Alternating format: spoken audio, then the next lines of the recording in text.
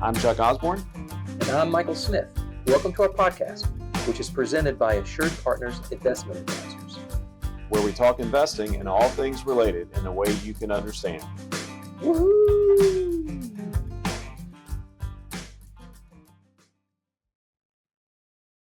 Hi, this is Chuck. This is Michael. It's Thursday, July 17th, 2025. This is the 20th episode of our podcast. Woohoo! Chuck, what's on your mind? Patrick Henry. Michael. Patrick Henry. Give me liberty or give me death. It's timely.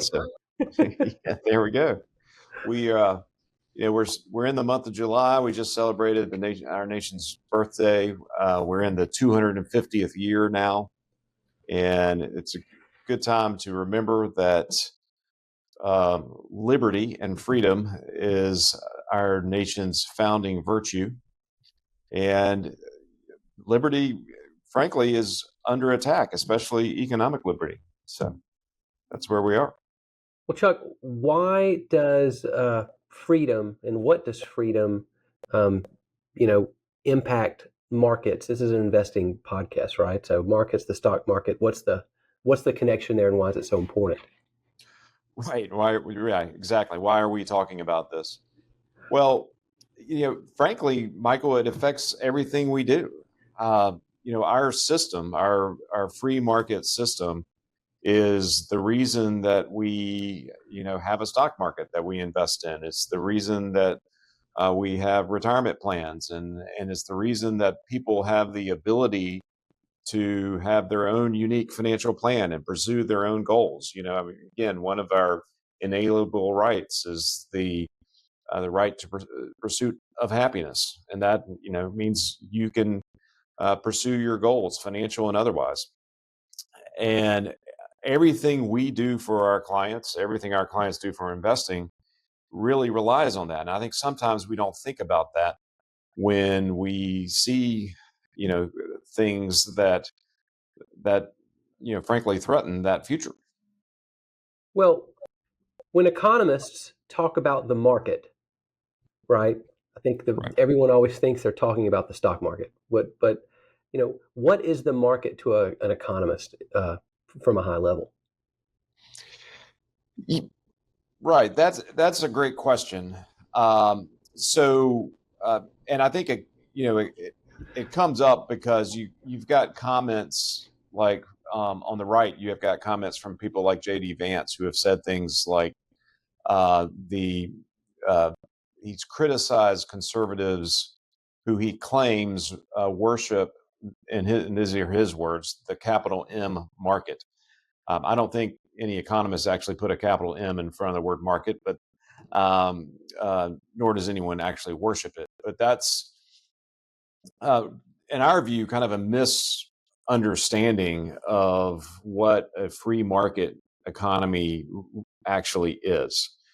And the market, from an economic standpoint, is simply each individual person being able to make their own economic decisions.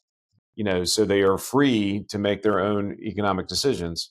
I think you're right. I think most people actually think of the stock market, and a stock market, it would be part of a market economy.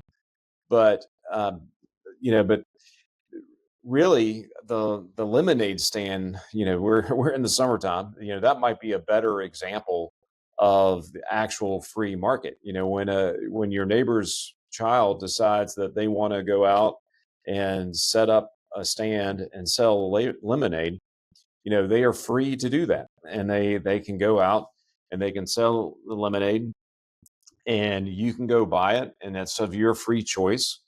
And when everyone's at the lemonade stand, there's everyone's happy. Let's face it. I mean, the kids are having a great experience. They're maybe making a little spending money, having a good life experience. The adults are there, and most likely the lemonade's not all that great, but they're getting their thirst quenched. They're having fun. They're supporting neighborhood children, and everyone wins in that situation. And that's really what happens in free markets, is that all economic activity is really voluntary, and it is a win-win situation. Everyone involved wins, and I think a lot of people uh, who say things against a free market society simply don't understand that. Yeah, and so the reason we're kind of doing this, in defense, that's in defense of freedom, is that was the main core of our quarterly newsletter, right? That we're talking about, and Sure. the reason about this is because economic freedom, free markets are under attack, and this is not a political issue, right? They're under attack by elements of what you would think of as the left, which is Democrats. They're under attack by elements of the right, which we would think of as Republicans. This is not like Democrats are doing this, socialists are getting us, and let's get the Democrat situation. This is apolitical. It's happening across political spectrums that we're having in this issue. It happens to be that it's really in focus right now because in New York you have a Democratic politician who's running who is a self-described socialist, and Right. so he's literally let's seize the means of production. But we're seeing it on the right, and I think it makes sense to talk about this, why it's not about left or right, and it's happening kind of across the board here. Yeah, absolutely. And I think part of that is I think there's a lot of confusion out there on what capitalism is, and there's also a lot of confusion out there on what socialism actually is. And granted, so words can definitions of words can evolve and can be used in different ways. There are certainly politicians, especially in Europe, who kind of refer to themselves as democratic socialists and so forth. But socialism, textbook definition is not Mm. a political system. It is an economic system. Its counter is not democracy. Its counter is capitalism. And socialism is this not basically it is the state ownership of the means of production. And so what that means is that we're no longer free to do what we want to do. We do not. We would no longer live in a free market capitalist society. We would live in a society where the government decides, what you can do from an economic standpoint. And right. And the thing about Mamdani, which is unique because there have been other Democratic politicians who have kind of flirted with socialism in the past, and he's just flat out come out and said it, and that this is his end goal. He wants to take over the means of production. He's talking about the government taking over all the grocery stores in New York, et cetera, and um, and so we are. That is what socialism actually is. And you are correct, it's not political. So if you look in our history of socialist countries, it actually started in Germany, and in Nazi Germany was a socialist country. I mean, It was the politically right on the right. correct, It was correct. I mean, it politically on was the right, but it fascism. still was a socialist country by economic nature. Yeah, I mean, Germany was socialist before the Nazis got elected, and but they maintained that socialist economic system. Their official title was the National Workers Socialist Party. That's who they were, and the state maintained control of the means of production. That is socialism. As a matter of fact, Hayek's famous book, The Road to Serfdom, really, for those who haven't read that book, it is a warning for the future, but it's largely the story of what actually happened in Germany and how Germany, who was considered to be the most advanced nation on the planet, fell victim to this horrible Nazi regime, and and had all kinds of horrors in the middle part of the 20th century. And so, that was an example of socialism. Obviously, the Soviet Union was also an example of socialism, as was China, um, Cambodia. I mean, you go down the list, Cuba. All of these countries, whether they be communist, fascist, whatever, Their economic system was socialism. And that's what socialism actually is. It is an economic system. It's not a, you know, it by textbook is not a political system. Yeah, and the reason that we're keying on freedom is because at the end of the day, from an economic standpoint, if you are a socialist system, you are not free as an individual to make your own economic decisions. You can't choose what you're necessarily going to use as you're a producer in the system. If you are a business, you can't produce what you're going to produce. You can't choose what you're going to produce. As a consumer, you can't necessarily choose what you're going to consume. And the fact that you take individuals' freedom outside of that causes worse outcomes. At the end of the day. Now, you're absolutely right, Michael. And the other thing, and of course, in the case of Mandami, that is a relatively extreme example. But really, any of the criticism of capitalism, and there's lots of critics of capitalism right now on both sides of the political aisle. As Milton Friedman said, any true criticism of capitalism is really a critique on freedom itself. What they're actually arguing is that you don't deserve to be free, because when people are free, they're not making the decisions that I deem to be correct. And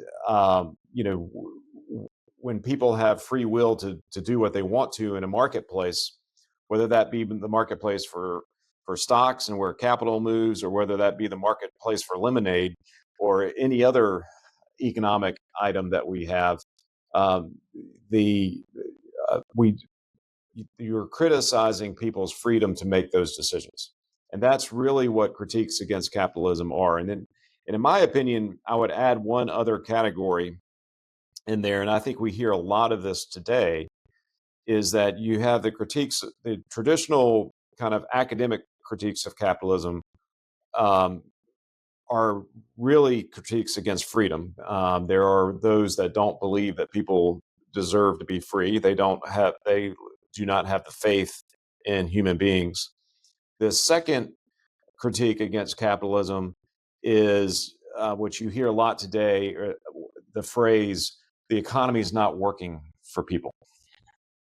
And to me, this is a critique of ignorance. This is a critique of, you call it capitalism because you're using examples in America, and you think of America as being a capitalist country.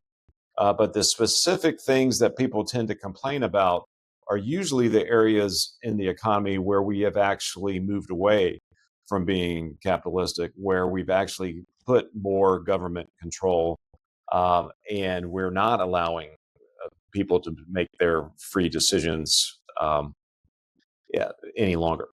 Well, it's not as if and everyone knows there are, we have problems as a capitalist society, right? It is not perfect. We're full of humans, no matter how you're looking at it, and humans make mistakes, and there is greed, and there's hubris, and there's all these things that humans have been throughout history. And whatever economic system you're going to be a part of, those elements of human nature are going to make themselves happen. But you can't, the truth of the matter is there's no way to completely get rid of those. And when you try to control people, the outcome actually ends up worse. And I think that's a good instance to talk here. So there, younger adults, people I think that came of age, they were teenagers and became adults, post 2008 and the great financial crisis, that's a group of people that are very disillusioned right now. They're Right. disillusioned because they think that the American dream, for a lot of reasons, has passed them by, and that maybe they can't have the same access to that their parents and people before them did. And there's some truth that there are certain things that are more difficult, but the reasons on why that are happening are what matters. And so I like to talk about kind of what I think of the big three pillars of this that happen a lot of times, which is, one is housing. Housing has gotten much more expensive, and housing is a bedrock of the American dream for a lot of people, and that's become out of the reach of some people, and we talk about why. And then affordable healthcare and education, right? The expense of both of those have gotten out of hand. And the devil's in the details. And I think that's what we have to to talk Right. about why these things have gotten expensive and why that's not really about capitalism and there's something else going on there. Right. So housing is a great place to start. In fact, there was just an article just yesterday in the Wall Street Journal. Um, as recently as 2021, the average monthly mortgage payment for the median house in America was just under $1,500 a month, so $1,500 a month. I think it was something like 1,440, something like that.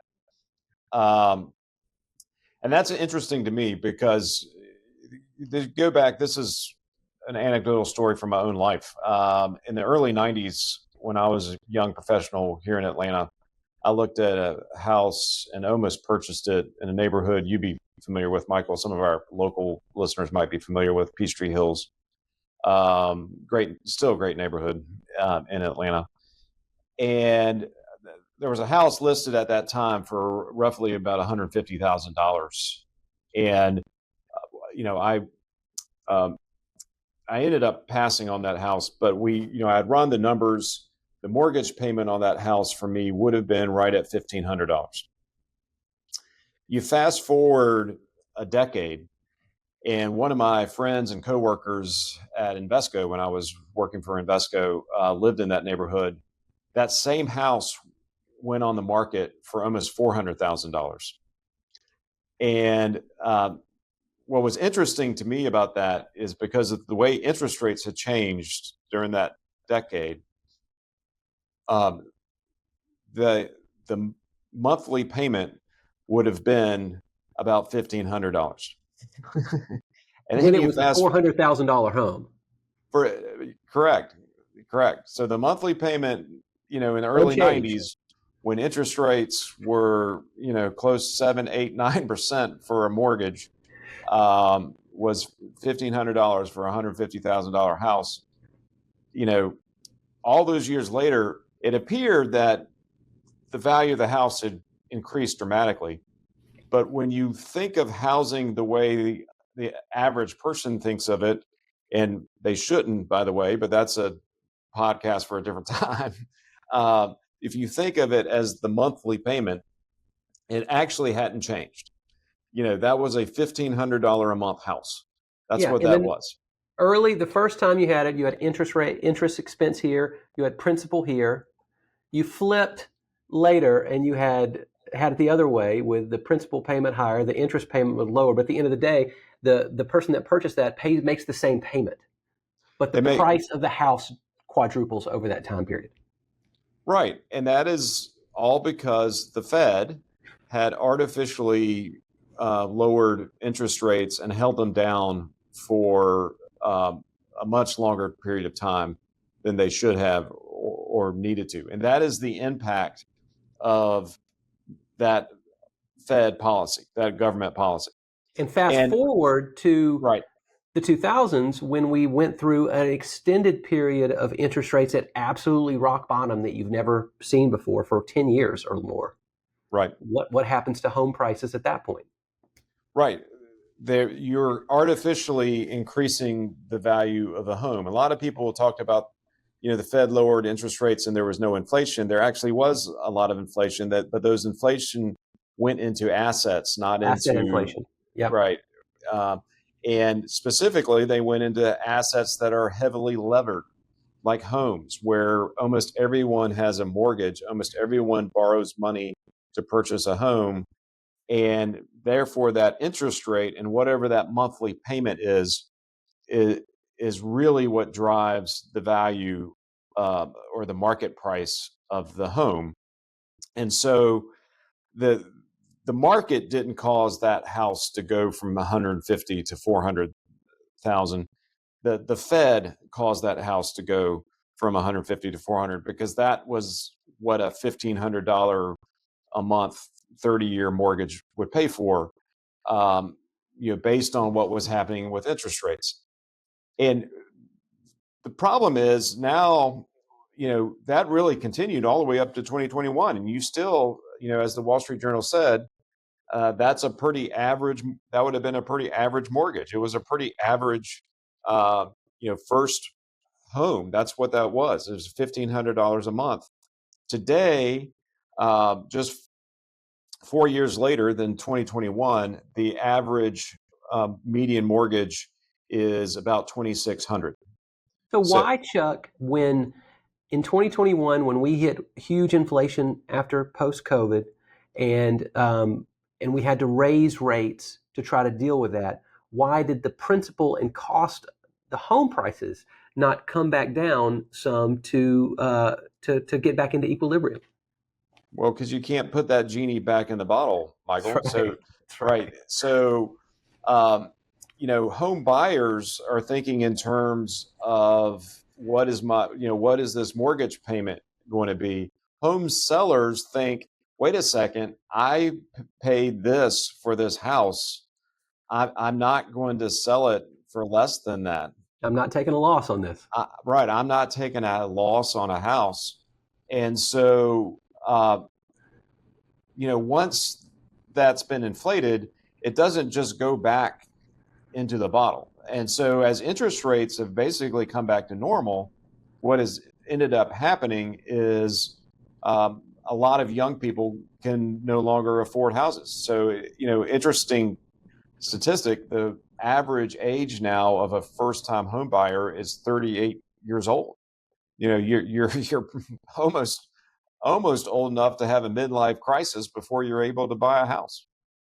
But And yeah, well, I think we could go deeper, but I want to keep it a little bit shorter. But there's a lot of other reasons within home buying and why it's gotten more expensive from government regulation. You have things like the difficulty of pulling permits.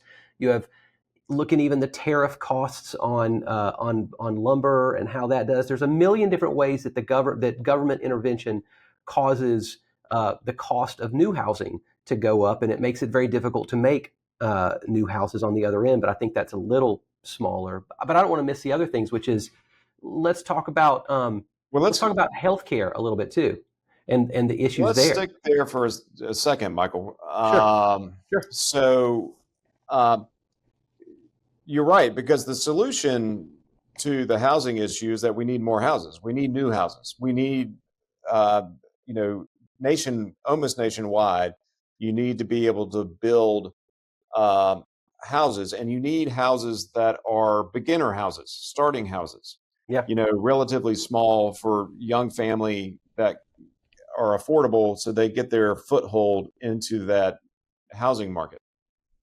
And but the what causes that to be expensive is, as you said, the tariffs. So, and again, this is an example of why this is not political. If you're on the right, you have the tariffs on things like lumber. You raise the price of lumber, then the price of the house is going to go up. Um, you know, you go back to the previous administration, we had a huge influx of new environmental regulations.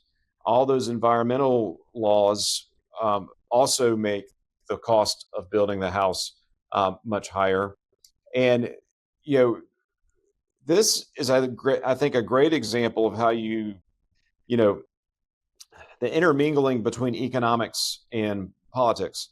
Now, politically, our different listeners, y'all may agree with one or both of those policies, and you may think that that's a good idea, but both of them have a cost, and that's a lot of times what the politicians never talk about is the fact that you know there is a cost to going down these roads, and we may make the political decision that it's worth it as a society, but we are no longer simply allowing a free market to operate when we do that.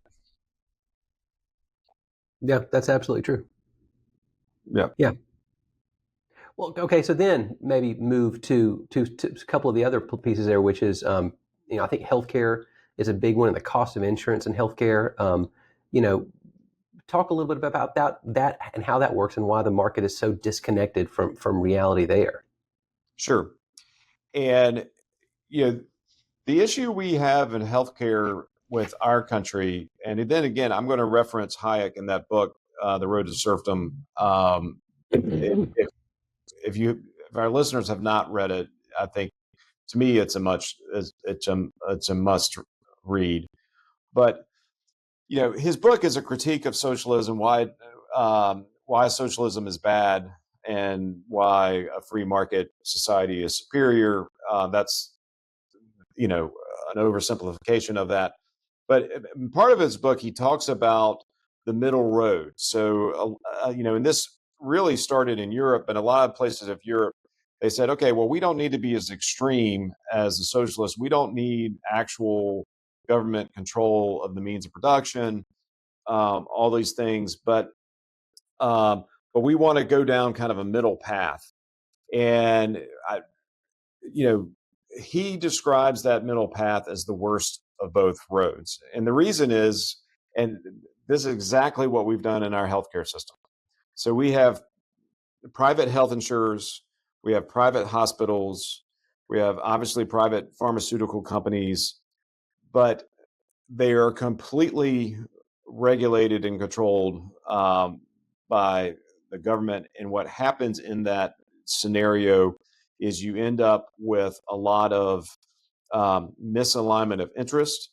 You have opaque cost where the end consumer doesn't get to actually see what is happening from a price perspective. The you have periods where an unscrupulous pharmaceutical company can gouge people because there is no price discovery, and you've got different layers of pricing going in. We all are aware of the game that doctors have to play with insurance companies in order to get paid. So the doctor will inflate the bill, fairly dramatically, knowing the insurance company is not going to pay the whole amount, and then the insurance company is going to undercut that, and it all becomes this quagmire mess. And it's neither capitalistic nor socialistic. It's this middle road that is really kind of the worst of both scenarios. Yeah, and And yeah, I'd really love to just dive in on the price discovery idea, because that's such a bedrock of a market capitalist system, and I don't think a lot of people understand how important that is. You made the comment that you don't know what the cost is or the prices of a lot of these things, and that's true. But also, you've taken away the reason why it is important for a consumer to know that information, right? If you are paying for something, anything that's out there, and someone says this thing, an MRI, for instance, that you need on your knee, is going to cost $2,000. And you're going to say, well, hey, that's a lot of money. So I'm going to go out there and find where the best place I can get this MRI is. You say it's going to cost me $2,000. Well, this person over here 2 miles from me will do it for $500. And it's the same thing. I'm going to go there and get it. So not only do I know the price, I impact myself. I know that I can save money by going here. That puts that action makes competition happen across the board. And so all of a sudden, all these people are competing. The costs of MRIs as a whole go down because they know that people are out there looking for MRIs. And so you have an automatic system in place to bring prices down to a level that the market can actually withstand and handle, where supply and demand are together. And when you take that away, the cost of the system goes through the roof. There is no natural way for costs to make any sense economically at all. Yeah, you're absolutely right, Michael. And every other, so if you look at areas of our economy that do work, for example, like technology, the prices are always coming down. The services are always getting better. The access is always getting better. And there's huge downward pressure on pricing. And that's driven by competition. And it's driven by competition and the fact that we know exactly what price we're paying, and the consumer is able to make a wise decision. When you don't know the price, when there is no competition because the market's been completely regulated, then you have costs go out of hand, and that's exactly what's happened in our healthcare system. Yeah, and that's the whole idea of, God, maybe it would be better compared to this combination, that a capitalist system would be better, would be the best option there, because and it worked forever when it was that way, right? But when you combine that level of regulation, you almost get a monster that's worse than both on their own, and that's what Hayek was Yeah, talking about. there's no almost about it, Michael. It's the middle path, as Hayek warned, is the worst of both options. If you think of the one path being socialism, the other path being capitalism, and then you go down the middle, that middle path is the worst. Yeah, and then even education, which you've seen the cost of Mm. education skyrocket in a 20 to 30 year period, so much faster than inflation.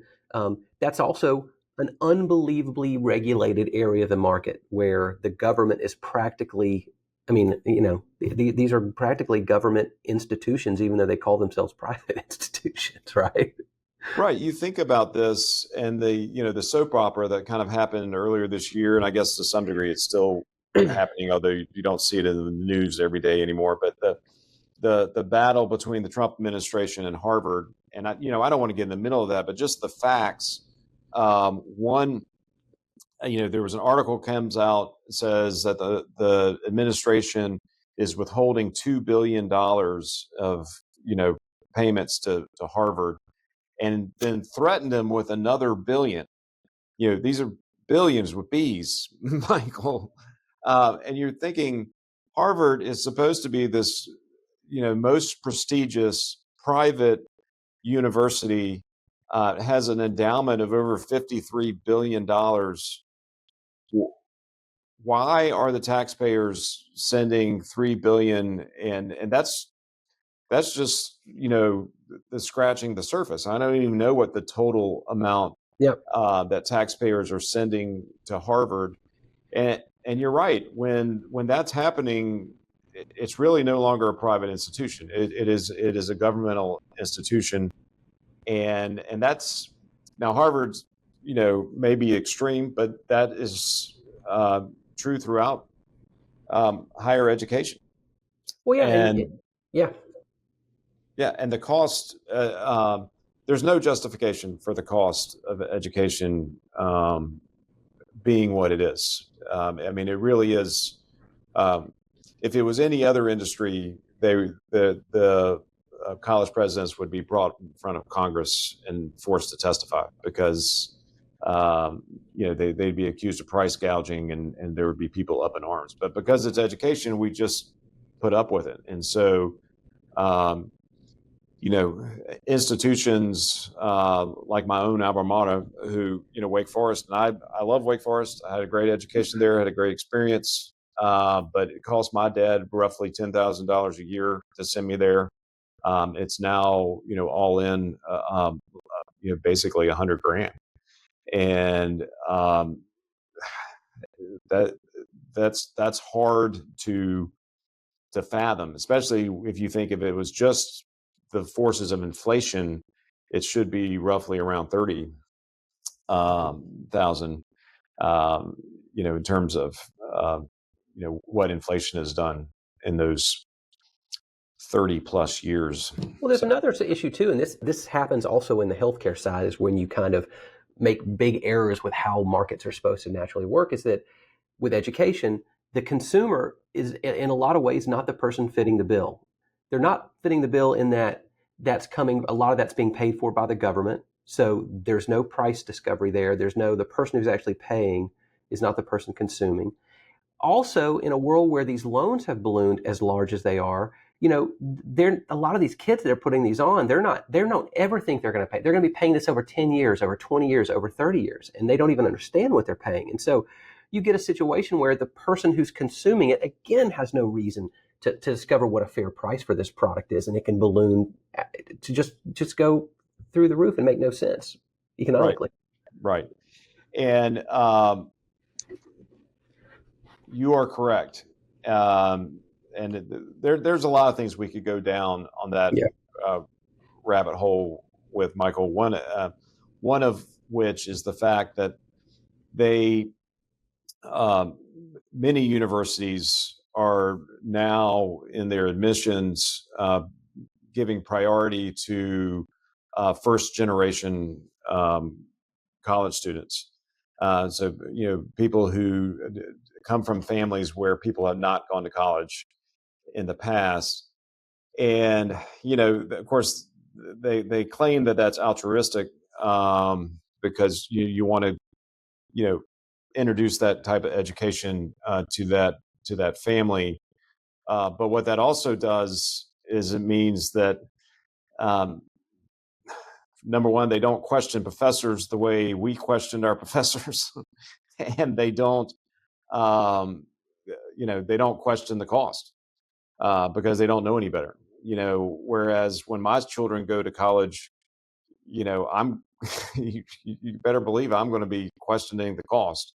Yeah. um, and the and also when they come home with crazy stories from their professors, you know we're going to be able to tell them, as my dad did, that there's a reason some of these people are still college professors and they're not out in the real world.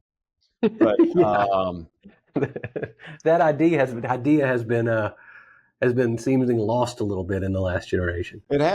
it has, and that's you know um, and some of that seems to be by design. But the point of this is that all of those problems, and the education problem also feeds into the housing problem, because these young people are tied up with all kinds of debt from their college experience, which makes affording that house even harder.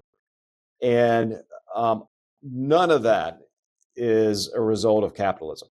Yeah, this is Uh, all the point of all of this is that, yeah, that's actually anti-capitalism. It's the opposite of it, capitalism. it, It is government intervention in each of these systems, which is the heart of socialism. It's government right. intervention. It's the government telling the market it should work a certain way for whatever reason that it should. That means that cost and expense cannot be controlled in the natural way it's supposed to in a market, and you get these things that just no longer make sense. And it's not about capitalism. And then what a lot of the younger generation are told, the way they think that one could fix it, which is, again, this rise of socialism, this rise of democratic socialism or hard socialism, which is what I think of as Mamdani, which is just, as socialist as you could be. you know Right. that will make all of these situations worse. It will not make it better. It actually makes them much worse. It does make it worse. And um, and I think this is an important thing to learn. And Michael, we've done probably a poor job in the past of encouraging our listeners and or viewers to do all the social media things you're supposed to do with podcasts, like them and share them, and so forth. But I think this message needs to get out, and people do need to understand. And we don't want to be, we don't want to exaggerate it, but freedom is under pressure in the United States right now, and it's under pressure from both directions. So you've got things like Madami on the left. You've got things like our Vice President JD Vance coming out and saying that we should that we need to move away from a market. Um, and these are scary comments, and they're scary, um, you know, situations for those of us who actually believe in freedom, regardless of what our political beliefs are. In America, politics is played between the 40-yard lines, and right, left, liberal, conservative, we all believe in freedom. We all believe in in a uh, in a free um, market system. And it's important for us to defend it. And so, one challenge I'll throw out there is that if anyone thinks there's an area where capitalism is not working for someone, by all means, send us that message. You can put it in the comments on YouTube. You can, if you have our contact information, you can contact us. And I guarantee you, I can show you that this is an area in our society where we have strayed from our free market principles, and the solution is usually not more government. In fact, government is almost always the problem. Yeah. Well, Yeah, with that, I think that's it for this one.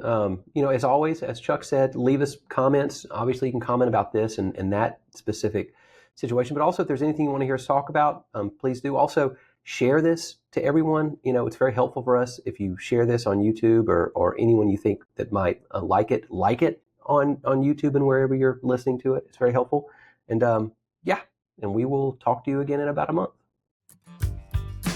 Chuck Osborne and Michael Smith are investment advisors, representative of Assured Partners Investment Advisors, LLC, a registered investment advisor.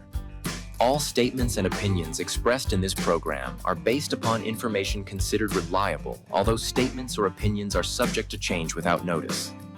Information expressed does not consider the specific situation or objectives of any person and is not intended as a recommendation appropriate for any person. Viewers are encouraged to seek advice from a tax or legal professional or investment advisor to determine whether any information presented may be suitable for their specific situation. Information presented is for educational purposes only and does not intend to make an offer or solicitation for the sale or purchase of any specific securities, investments, or investment strategies. Investments involve risk and, unless otherwise stated, are not guaranteed.